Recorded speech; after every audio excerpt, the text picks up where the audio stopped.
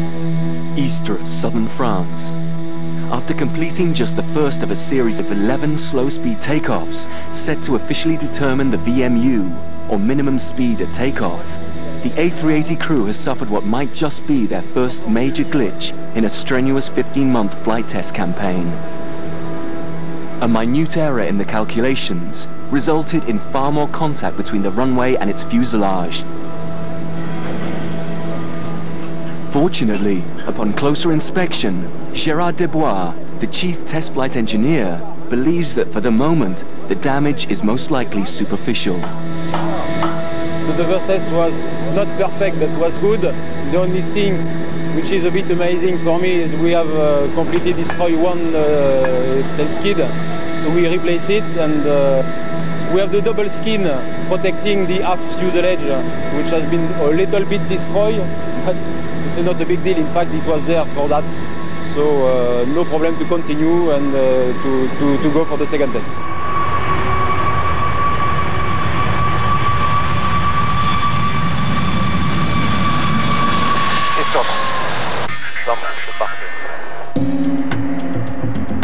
The second run appears to be a success, but with time pressing, the ground crew races to the aircraft to discover that despite a more controlled takeoff, the shredded skid will need replacing once more. Unfortunately, there's a limited number of the specially engineered skids available, so the crew know that they can only afford to use one skid for every 2 runs. From this point on, even the slightest error could put the entire campaign on standby.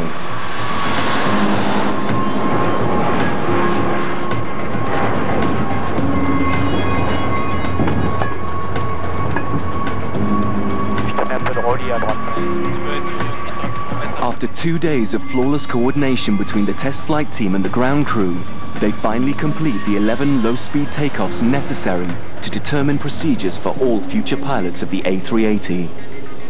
They can now celebrate a well-earned break, knowing that the A380 is one step closer on the long road to certification.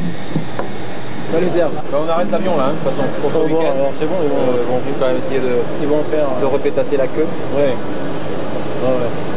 Il manque. Alors ils avaient trouvé des particules. La pomme, elle est franchement pas mûre, hein. Ouais. Although the flight test campaign appears to be off to an excellent start, behind the scenes, the A380 clients are becoming increasingly nervous.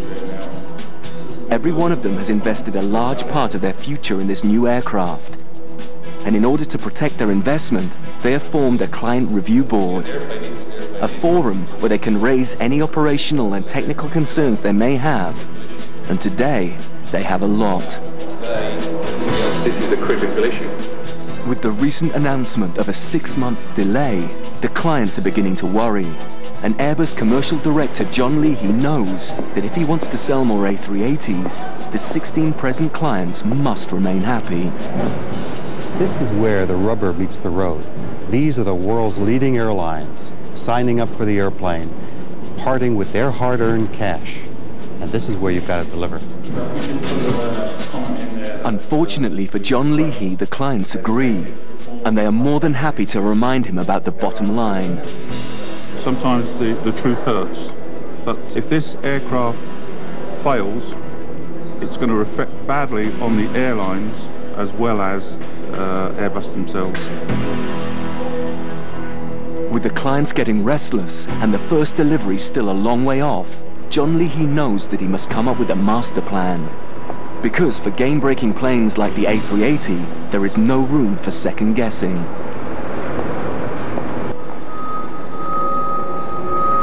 Back in Toulouse, closer inspection of the test aircraft's tail section has revealed significant damage from the first VMU takeoff.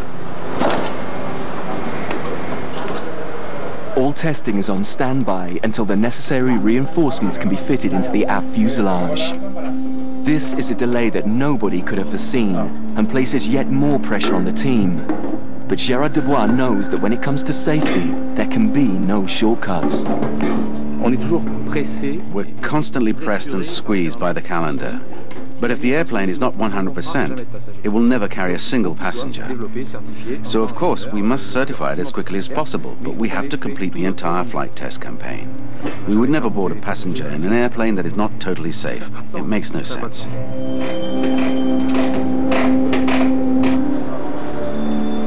Fortunately for Airbus, good news is just around the corner. The second prototype A380 is ready to fly.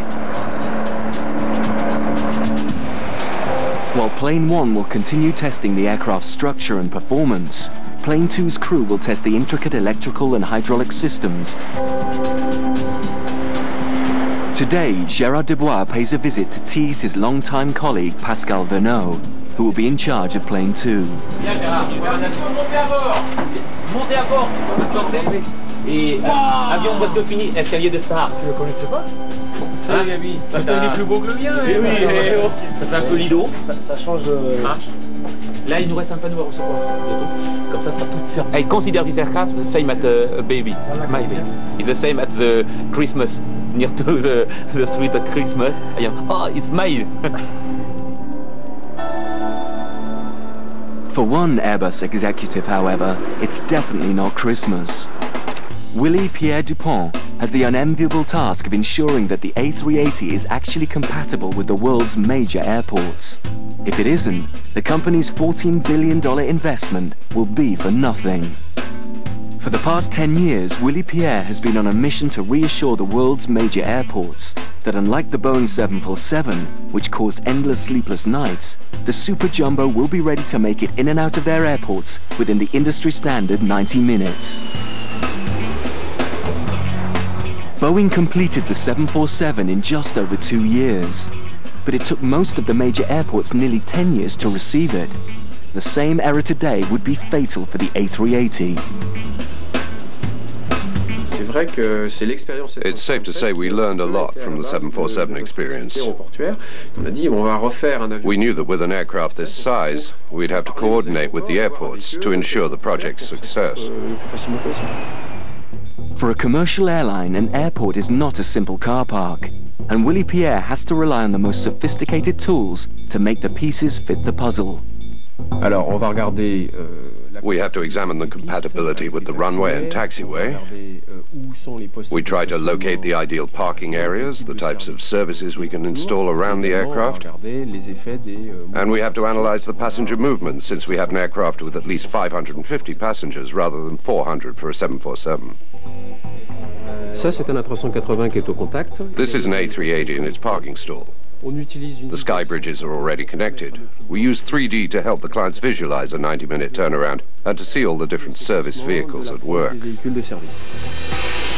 Every airport has its own peculiarities, so over the years, Willie Pierre has been doing a lot of flying. He knows that if 850 people and their luggage cannot be loaded and unloaded within the industry standard 90 minutes, it will be impossible for the airline companies to make a profit, and the A380 will instantly become a financial disaster. With most of the major airports racing to prepare for the A380's entry into service, Willie Pierre must start proving that his frequent flyer miles are worth the trips. In just a few weeks at the Frankfurt airport, he will have the A380 number 2 at his disposal. In one 12-hour day, he must prove that all the different service vehicles and passenger air bridges can slip seamlessly in place. We are very tight because we spend a lot of hours.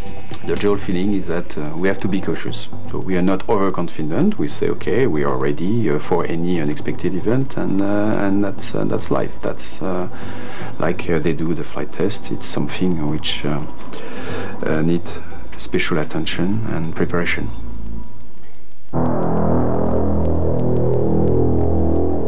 While Willie Pierre worries about trying to unload nearly 900 passengers in less than 90 minutes, his colleagues in the Airbus safety team must unload the A380 in just 90 seconds. No newspaper. No news.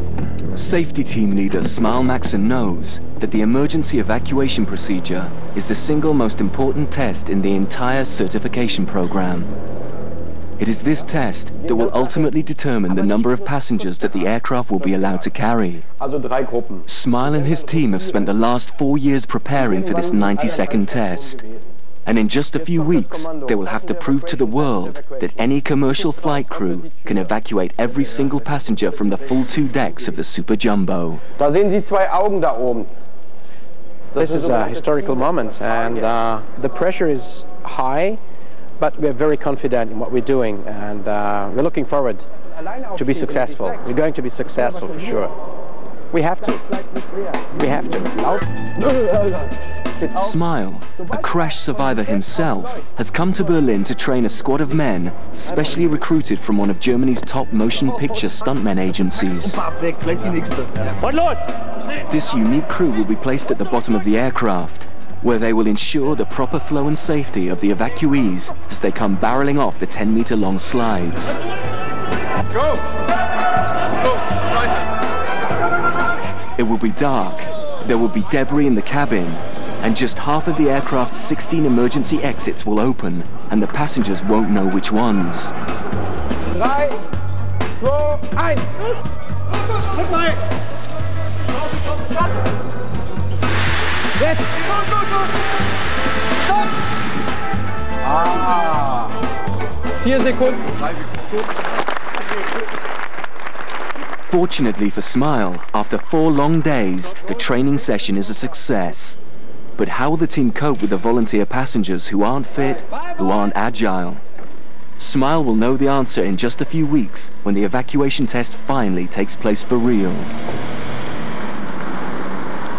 If you imagine the amount of money we're putting in 90 seconds, could you imagine the amount of people who are working day by day for those 90 seconds?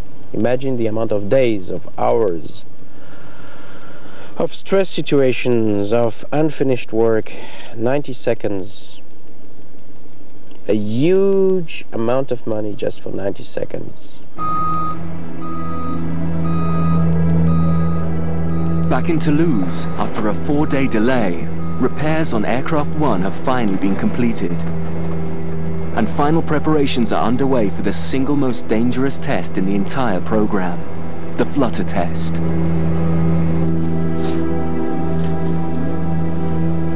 During the flutter or flight vibration test, the A380 crew must push the aircraft to its maximum theoretical speed, a limit that will undoubtedly test the structure's capacity to simply stay together.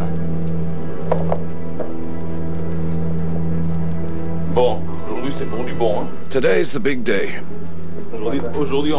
Today there's no more playing around. It's one of those flights that you complete one time in the entire life of the airplane. And you're much happier when it's over.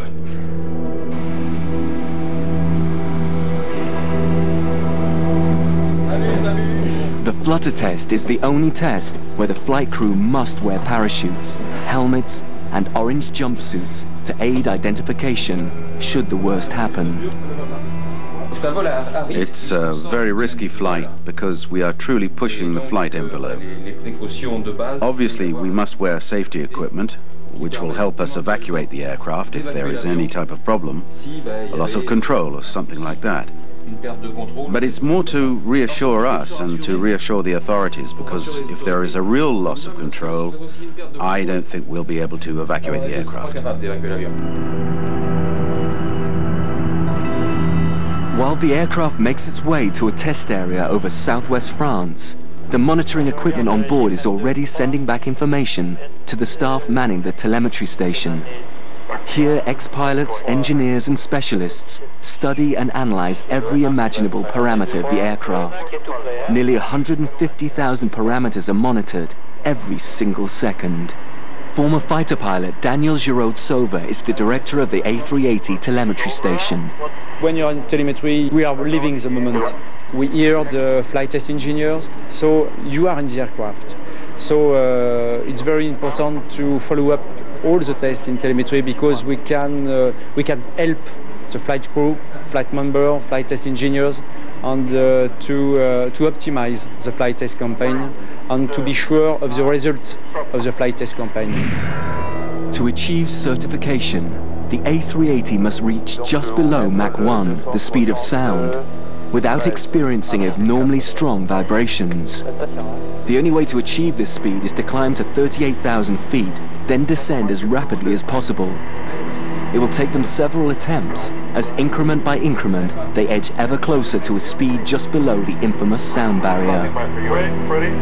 Okay, 3, 5, 9, 1, stop.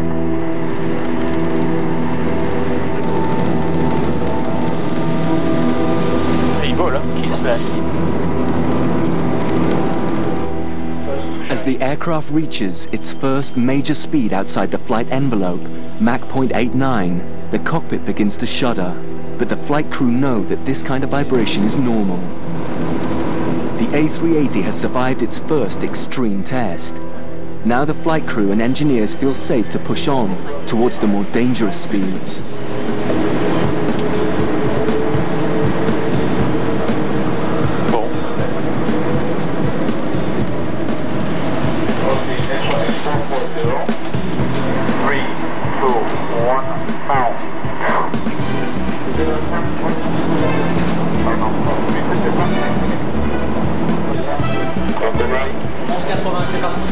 Somewhere over the Atlantic Ocean, the A380 inches its way towards its target speed. Mach 0.92, Mach 0.93. But suddenly they hear a noise. Chief Test Pilot Jacques Rosé has felt a twitch. After a quick consultation between the air and the ground, the flight crew decide to immediately halt the test. Very nice.